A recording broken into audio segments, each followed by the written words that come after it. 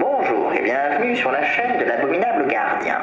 Si notre contenu vous plaît, n'hésitez pas à liker et à actionner la petite cloche. Nous retrouvons nos intrépides aventuriers sur un promontoire rocheux dominant une mystérieuse et luxuriante vallée encaissée, née des soubresauts telluriques d'un dol. Que l'aventure commence. Vous rampez à un moment, vous descendez, c'est glissant. Et puis vous atteignez une sorte de fond. Et de là où vous êtes, ce n'est pas très large, ce n'est pas très haut non plus, vous apercevez un petit peu plus haut en face de vous une ouverture. Et cette ouverture, à mesure que vous progressez, vous montez, vous remontez dans de la terre un peu boueuse, vous arrivez sur une sorte de plateau qui est surplombé par une immense arche.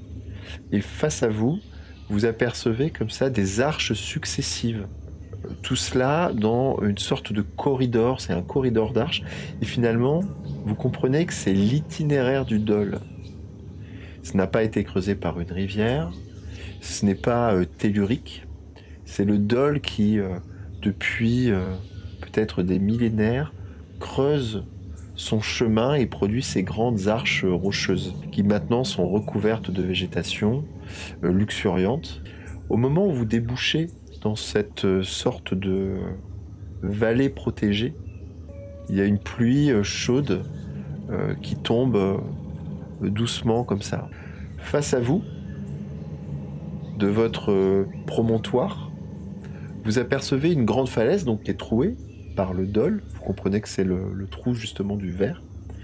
Et sur une partie de cette falaise, vous apercevez également une petite ouverture hexagonale à même la pierre, à une cinquantaine de mètres de haut. Il ne semble pas que ce soit forcément très difficile de l'atteindre. Il y a beaucoup de végétation, il y a un sentier, vous apercevez un sentier ici, qui descend, comme ça, et puis vous avez l'impression de le voir ressurgir par ici, et puis disparaître sous le couvert des arbres par là, et peut-être même le voir ressurgir un peu par ici. Ce qui vous inquiète un peu plus, c'est ce qui se passe au sommet de la falaise. De là où vous êtes, vous voyez une sorte de volatile qui s'enroule autour de cônes de courant ascensionnel et qui planent et qui déploient leurs très grandes ailes. Et ces bêtes de loin ressemblent trait pour trait aux bêtes qui ont attaqué votre avion juste avant d'atterrir à Bornéo. Elles sont au nombre de 2 et c'est fort probable qu'elles nichent au sommet de la falaise. Et entre l'entrée hexagonale et le sommet de la falaise, il y a combien de mètres? Il y a une cinquantaine de mètres aussi. Bon, on a le temps de les voir venir. Hein. Vous avez le temps tout à fait de les voir venir. Et c'est possible, si vous êtes discret, c'est possible également qu'elles se désintéressent de vous. Mais là, pour l'instant, vous n'en savez rien, bien sûr. Moi, quand je vois ça, je regarde Sofiane, j'ai dit, je crois que le Colt ne sera pas suffisant si elles doivent s'approcher. Donc là, du coup, je reprends le fusil et le pistolet extraterrestre. Je vous les montre. Elles sont pas du tout à l'échelle, hein, évidemment. Vous les apercevez là-haut. Je dirais que si on se fait pas trop repérer, on a des chances de passer à travers. On va prendre ce petit chemin, ce petit sentier, puis on va se servir du maximum de couvert des arbres. De la distance où on est, moi j'ai l'impression de voir des oiseaux ou j'arrive à observer qu'il y a quelque chose d'assez indicible dans ces volatiles. Elles tiennent plus de la chauve-souris. Les ailes déployées ressemblent à des ailes de chauve-souris, mais au niveau du corps, c'est presque humanoïde. Quelle fascinante créature. Et il y a là de quoi remplir un livre d'histoire naturelle. Si seulement j'avais mon appareil photo. Qu'est-ce qu'on fait, Giovanni? Je serais d'avis de nous faufiler, d'éviter le contact le plus possible. Ce passage vers cette cavité hexagonale est la seule chose qui détonne dans ce paysage sauvage. Je suis d'accord avec vous. Et Je suis d'accord avec puisque vous. nous savons déjà de ces êtres serpents, je pense que cela pourrait bien être une de leurs constructions. Dire que ce sont des êtres avancés. Voyez-vous, comme la goule que nous avons rencontrée, il semblerait que ces êtres, et si je me souviens bien, aient vécu il y a très très longtemps sur Terre, qu'ils aient peut-être contribué à l'élaboration de cultures comme la culture de Bu. Quand tu dis ça, tu vois que je te regarde. Je comprends ce que vous ressentez. J'ai eu le même vertige la première fois que j'ai entendu parler de ces histoires. Disons que ce peuple s'est dissimulé à l'homme et qu'il cherche à, d'une manière ou d'une autre, reprendre la place qui était la sienne avant. Cette fièvre jaune, nous pensons qu'elle est une sorte de, comment pourrions-nous dire, une arme, un petit peu comme les armes qui ont été utilisées pendant la Première Guerre. Vous voulez dire que ce seraient ces créatures, ces hommes serpents qui seraient responsables de cette fièvre jaune qui se répandrait à Bornéo? Eh bien, écoutez, nous n'en sommes pas sûrs à 100%, mais disons que tout nous pense à croire que oui, ils sont à l'origine de ce qui se passe ici. Par contre, je n'ai aucune explication pour le reste. Ces créatures géantes, ces ghouls, ce gigantesque ver là qui semble manger la pierre. Mais peut-être tout est lié.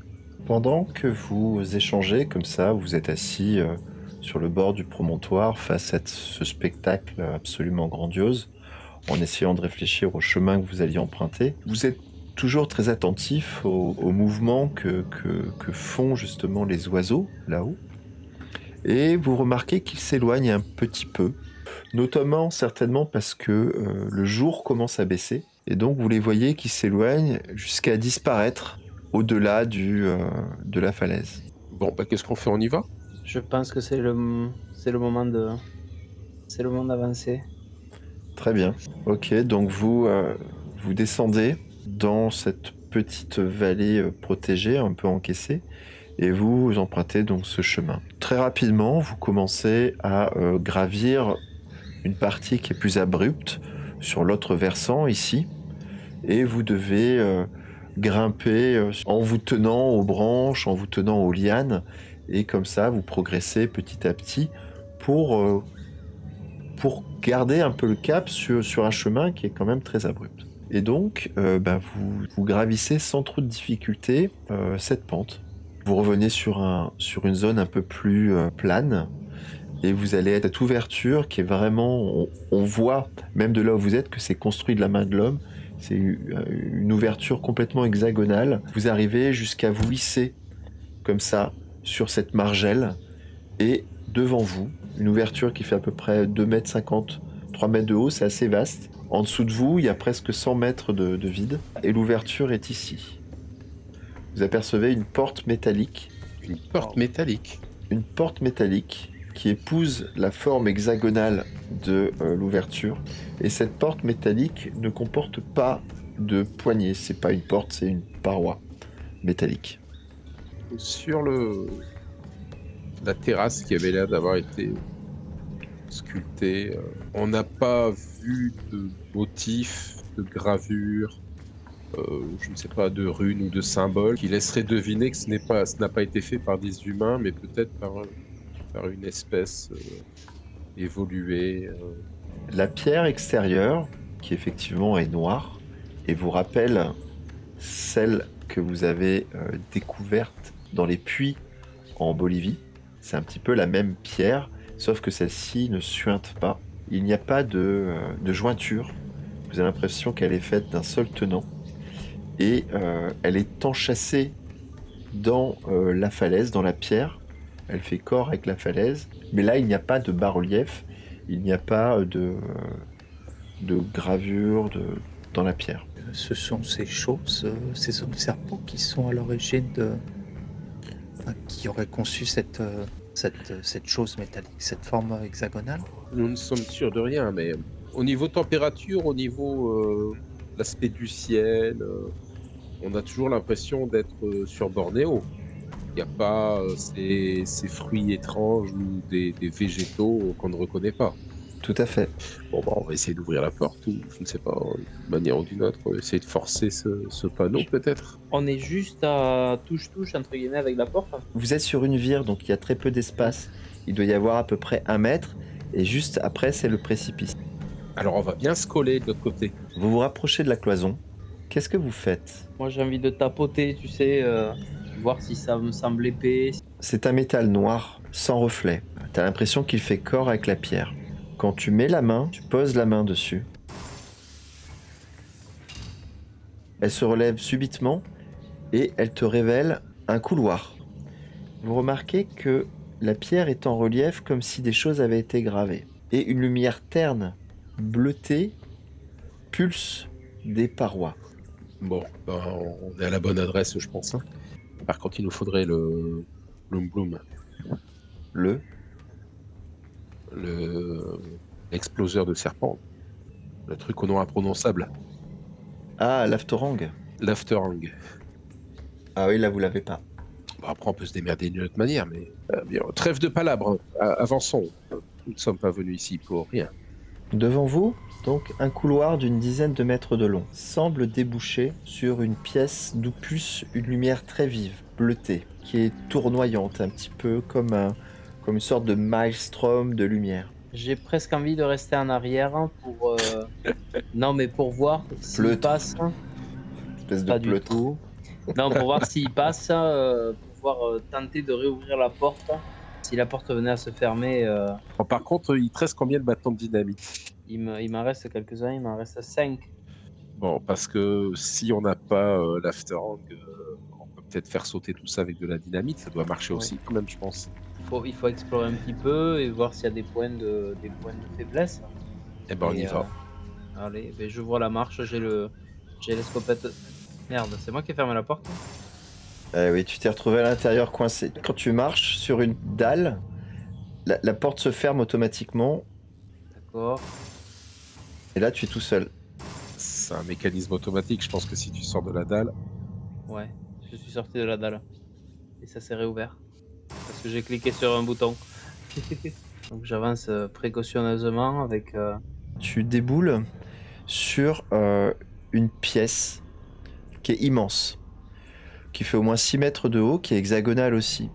Tu remarques qu'il y a une sorte de petite pyramide métallique en son centre, qui est également de forme diagonale, au-dessus de laquelle tournoient 2 sphères qui sont là et qui sont une sorte de boule d'énergie. C'est-à-dire qu'elles-mêmes, elles pulsent et tu as l'impression qu'à l'intérieur, elles contiennent une sorte de feu. Et elles se tournent autour, au-dessus de ta tête, donc à 3-4 mètres de haut, sans jamais se toucher. Vous voyez qu'il y a une ouverture qui part vers le nord-est et que sur votre gauche, il y a une cloison, une sorte de porte de verre fumé sombre. Ça ressemblerait pas aussi à des planètes? Ça ressemble à des planètes. Et même, vous avez l'impression que celle-ci, là, elle pourrait très bien jouer le rôle d'une étoile, puisque l'intérieur pulse une sorte de feu. Et l'autre semble beaucoup plus froide. Ça a l'air d'être quoi? Ça a l'air d'être physiquement présent? C'est pas un hologramme, c'est physiquement présent. Et le mouvement de ces 2 grosses sphères produit une sorte de son un peu sourd. D'accord, donc une sorte de... Il y a un faisceau d'énergie ou quelque chose. Il y a un souffle avec un faisceau d'énergie. D'accord, Tout à fait. on va pas y toucher alors. La porte s'est réactivée toute seule ou La c'est porte moi s'est qui délire? refermée sur vous. Ouais, ça paraît logique. Et la porte s'est réouverte. Braquer mon fusil vers le passage. Moi, je suis un petit peu aux aguets parce que cette ouverture-fermeture de porte m'inquiète un petit peu. C'est peut-être qu'il y a quelqu'un derrière nous. Hein. C'est ça. Garde autour de nous Alors, et on va peut-être aller voir vers la porte fumée. Moi, Ouais, je vais braquer mon fusil vers le couloir. La porte s'est réouverte et je recule vers cette porte fumée là. On peut Ouais, peut-être très bien. bloquer Moi, derrière. J'avance droit devant. Giovanni, que faites-vous? Moi, j'avance vers la porte, mais Laquelle? La porte fumée. celle-là. Très bien. Quant à vous, Robert? alors moi comme on a entendu la porte de derrière nous s'ouvrir, je m'avance un peu pour regarder un peu ce que l'on peut voir au niveau de la porte. Tu ne vois rien. Tu vois juste une lumière un petit peu éblouissante qui vient de l'extérieur. Et on n'entend rien en fait. Non. Alors, soit il y a un système automatique de déclenchement avec des dalles quelque part dans la pièce. Je vois que ça. Vous faites quoi là? Giovanni, elle est vers la porte fumée et moi, je recule tout en braquant mon fusil vers ce couloir. Je recule aussi vers cette porte fumée pour aller nous abriter au cas où quelqu'un viendrait. Très bien. Je fais signe à Anderson de reculer aussi en lui disant on va essayer de savoir si quelqu'un nous suit peut-être. À travers la lumière de la pyramide, vous avez l'impression de voir une silhouette ici. C'est-à-dire que vous passez, vous rejoignez Giovanni, vous tournez le regard, mais c'est assez, c'est très lumineux, donc c'est un peu c'est très éblouissant. Et l'espace d'un instant, vous avez l'impression de voir une silhouette traverser la pièce. On l'a vu tous les trois, c'est ça? Enfin, a priori... Ben, peut-être pas Giovanni, mais puisqu'il était plus face à la porte fumée, mais Sofiane et vous, Robert, oui. Il y a combien Sofiane, ouais. il y a combien de ma position à l'ombre que je suis censé avoir vu en distance? La pièce, elle fait combien là? La pièce, elle fait, c'est ce que je vous disais, elle fait presque 50 mètres, quoi, de bord à bord. Donc Giovanni continue à avancer par là-bas, il a pas vu. Je vais aller par là en fait. T'as l'impression qu'elle est partie de l'autre côté. Ouais, donc c'est un miroir en fait. Donc on se voit ou on voit nos silhouettes dans un effet miroir en fait. Donc ça veut dire quoi? Ça veut dire que le passage qui est là, c'est le passage qu'il y a derrière nous. Monsieur Anderson, Oui. venez vers moi. Venez vers moi, je voudrais vérifier une petite idée.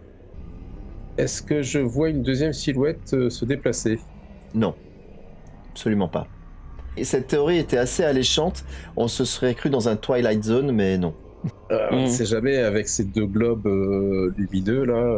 Et moi, je me retrouve tout seul à 50 mètres de C'est ça. en protection. Vous voyez que Giovanni est toujours planté devant cette grande porte. Que faites-vous, Giovanni, d'ailleurs, devant cette porte? Ouais, moi, je regarde à travers. Enfin, j'essaie de... sans la toucher parce que... Tu vois que c'est du verre, c'est noir fumé, et ça couvre toute la largeur de la pièce. Oui, mais du coup, j'essaie de voir s'il y a une aspérité, s'il y a une poignée. Non, Quelque chose il n'y a comme ça. rien, absolument rien. Et du coup, ne voyant rien, je regarde ce que font Robert et Sofiane. Alors du coup, je vois que tu me regardes, je te fais signe de contourner les globes lumineux là au centre. Et je te montre un point qui a l'air de se situer quelque part par ici. Giovanni, pendant que Sofiane te parle, tu tournes ta tête par là-bas, et derrière toi, tu te retrouves nez à nez avec Shapiro. Il te regarde, fait « Je suis tellement content que vous soyez vivant. C'est formidable que vous soyez là. Je vous ai suivi. L'analyseur viral est formel. » Il te crie en fait dessus, il te dit « On peut rien faire avec l'analyseur viral. C'est pas possible. Tout le monde va mourir. Il faut quitter l'île. » Ouais, mais je comprends, mais ça m'a presque surpris. Enfin, je pense que j'ai eu le réflexe de le braquer, enfin de braquer mon arme sur lui. Mais que faites-vous? Que faites-vous? C'est moi, c'est Shapiro. Vous nous avez suivis? Je l'induis en erreur. Vous avez vu la vingtaine de goûts là que nous avons croisés? Non, pas du tout. Non. Pourquoi me posez-vous cette question? J'ai réussi à retrouver votre trace et puis je vous ai rejoint parce qu'il faut qu'on s'en aille, il faut qu'on parte. Vous avez pris votre boîte de pétards, votre boîte de pétards mouillée? Vous dire le dispositif Afterhang? Non, il est resté à l'attente. En fait, j'attendais qu'il me dise le mot. Je reste quand même quelques pas en retrait et j'appelle Sofiane. Est-ce que Sofiane me voit? Il te voit discuter avec... Moi, de toute façon, j'étais en train de faire le tour par ici. Hein. Très bien. Je faisais le tour pour choper la silhouette, donc je suppose que je vais arriver par derrière eux. Quoi. Vous pouvez ne pas écouter. Quand tu fais le tour, Ouais. tu devines la silhouette de Shapiro. Ouais. Tu reconnais Shapiro de dos, mais la lumière très forte projette une ombre sur le mur ici. Ouais. Et tu vois une immense queue serpentine. Donc je le regarde avec de grands yeux un peu surpris en fait. J'ai toujours mon fusil forcément en main, vu que depuis tout à l'heure, il me lâche pas. Et je regarde donc Shapiro et Giovanni en train de papoter. Quant à vous, Robert, que faites-vous? Du coup, moi, je reviens vers Giovanni dans l'autre sens, en fait. Donc tu découvres une nouvelle personne que tu ne connais pas. Quelqu'un assez propre sur lui, la quarantaine, bien habillé. T'as l'impression qu'il sort d'un bureau de la City, avec un petit nœud papillon. Je le vois discuter avec Giovanni, donc Exactement. ils ont l'air de se connaître. Ils se connaissent. Tu arrives à voir à travers la lumière diffuse qui est très forte, tu arrives à voir Sofiane et il a l'air d'être mal à l'aise. Il y a quelque chose qui semble le déranger. J'essaie de regarder Sofiane. Il regarde quelque chose en particulier ou il est comme absorbé par quelque chose? Tu vois qu'il, de temps en temps, il jette un œil au mur qui est juste là. Et tu regardes aussi dans cette direction. Je dis à Shapiro, nous devons détruire cette pièce. Alors là, il se retourne. Alors j'ai mon fusil braqué sur lui, hein, de manière nonchalante. Il a un petit pas de recul, donc il vient te bousculer un petit peu, Giovanni. D'accord.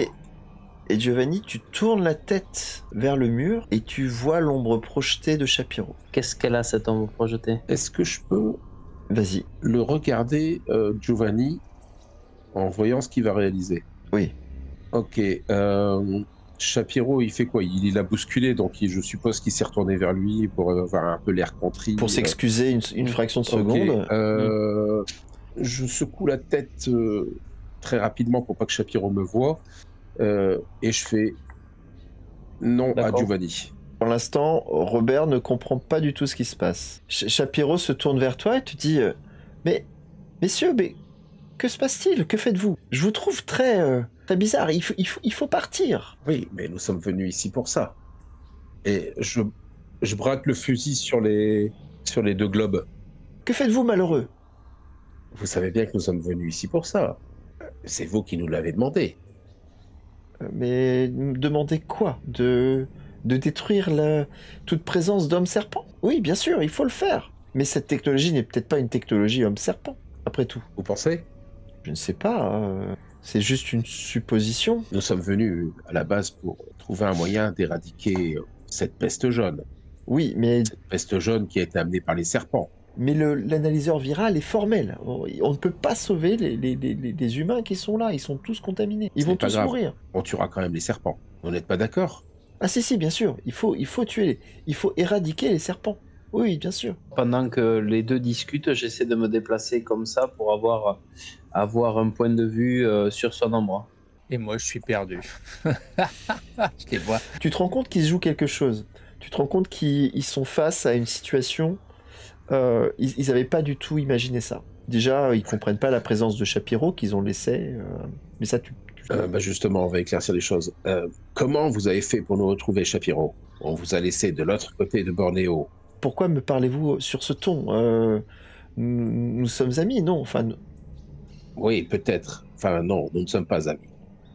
Ben, je vous ai suivi. Je vous ai suivi, simplement. Et vous nous avez suivis, mais vous n'êtes pas rentré par le même passage que nous. Mais bien sûr que si. Non, j'ai surveillé ce passage.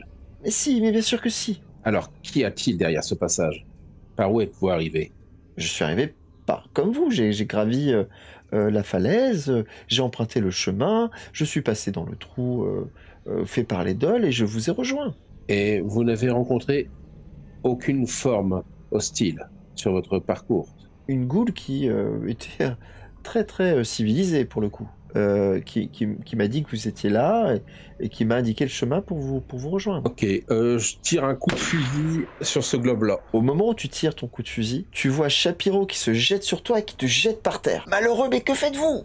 Et puis il te pousse, tu tombes à la renverse et lui en fait s'effondre également sur toi dans l'action. Robert, vous regardez la scène, stupéfait, et vous remarquez un truc encore plus stupéfiant. L'ombre projetée de Shapiro n'est pas du tout humaine. Vous remarquez qu'à la place en bas de sa colonne vertébrale, une sorte de queue se dessine sur le mur et lui donne l'allure d'un serpent. Tu vois ça, hein? Bon, t'en as vu déjà des vertes et des pas mûres, hein, jusque-là. Mais là, là tu fais un pas de recul, tu croises le regard de Giovanni, Giovanni te regarde, vous vous êtes compris, et vous voyez tous les deux Sofiane à terre, désarmée avec son fusil qui a glissé. Et pendant ce temps-là, Shapiro qui se relève, et vous remarquez que son visage est en train de changer. Je prends mon fouet et j'essaie de le contenir, enfin de pas le ligoter, mais en tout cas soit d'y attraper les pieds, faire. Que faites-vous, Robert? Comme il avait l'air de vouloir protéger le globe et que je réalise par rapport à ce que j'ai vu que ça avait l'air d'être, il a l'air d'être l'un d'eux, je braque en fait le fameux globe qui était en train de braquer Sofiane et je tire dans le globe. Ok, tu tires dans le globe, la balle... Là. Ok, très bien. T'as pas besoin de faire de test pour ça. La balle percute le globe et rebondit. Simplement, tu vois que le globe ne bouge pas et il continue sa course. Et t'as l'impression que les deux globes se rapprochent. La suite, c'est Quentin. Donc, Monsieur Shapiro se redresse et se recule contre le mur. Et il sort un pistolet de sa poche et qui pointe vers vous. Que faites-vous? Comme je suis à terre, je vais lui faire un croche-pied, je vais lui faire une clé avec mes pieds, je vais essayer de le faire retomber au sol. Tu peux lancer ton test de dextérité. Giovanni, c'est à toi. J'ai mon fouet et j'essaie de le désarmer quand je vois ça. Je sais que si j'y tape dans le poignet, ça va lui faire très mal et il va lâcher l'arme. Pareil, test de dextérité encore. Je crame 5 points. Ok, très bien. Tu y arrives.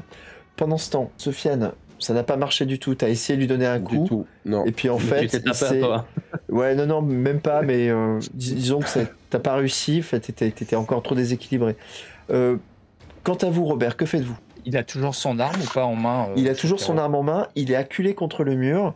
Il a réussi à chasser du pied la tentative de Sofiane. Tu entends le bruit, Robert, du lasso qui claque, et tu vois l'arme qui est éjectée des mains de Shapiro. Et il est en train de se transformer. Et vous voyez sa peau qui commence à peler, et en dessous qui révèle une peau verdâtre avec des yeux jaunes. Et il vous dit « La nuit intérieure gagnera !» Que faites-vous? Comme j'ai toujours mon arme, je lui tire une première fois dessus pour essayer de l'immobiliser. Sofiane, que faites-vous pendant ce temps-là? Alors moi j'avais essayé de lui faire une balayette, j'ai pas réussi. Du coup, les deux globes là, ils se rapprochent encore ou non? Ils se rapprochent encore, ouais. Ok,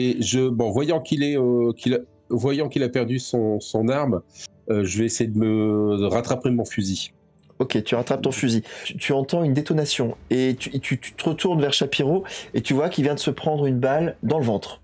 Une balle dans le ventre et il recule comme ça, il s'éclate contre le mur et tu regardes et tu vois le pistolet fumant de Robert. Et tu vois Shapiro qui tombe à terre et qui se laisse glisser le long du mur et qui se retrouve comme ça. Et là, il vous dit dans un dernier râle, « J'ai enclenché l'afterang. Tout va exploser, l'humanité va disparaître, la faille va s'ouvrir, et de toute façon, nous gagnerons. » Il se met comme ça. Ok, donc il est mort. Il semble. Alors l'afterhang, du coup, s'il a l'afterhang quelque part, L'afterhang est à la tente. bah ouais. Donc il l'a activé, mais je vois pas le rapport avec la faille. Vous avez amené une bombe ici? Non, ouais, ça va être très très long d'expliquer.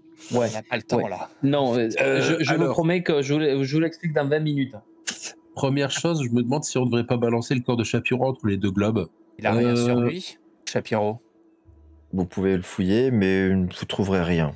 Moi, je vais me lever et je vais leur faire signe, je vais leur indiquer le couloir là, et je me dirige vers le couloir en 4e vitesse. Ok. Le voyant courir, je le suis.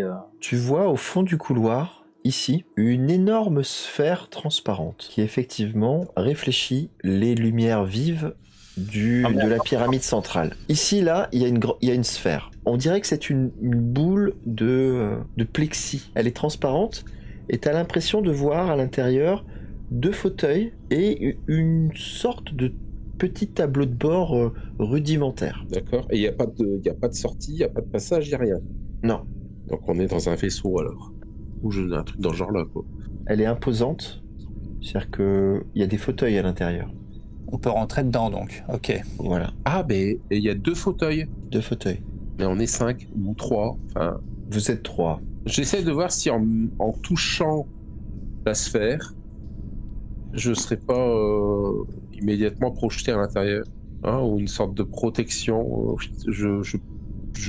Allez, j'y vais. Je pose ma main sur la sphère. Tu poses ta main sur la sphère et au moment où tu le fais, il y a à la surface de cette sphère une sorte de tracé qui se crée et qui prend la forme d'une porte. Et automatiquement, à cet endroit-là, ça devient transparent et ça s'ouvre. La matière disparaît et tu as l'impression de pouvoir monter à l'intérieur de l'habitacle. Et ben je fais.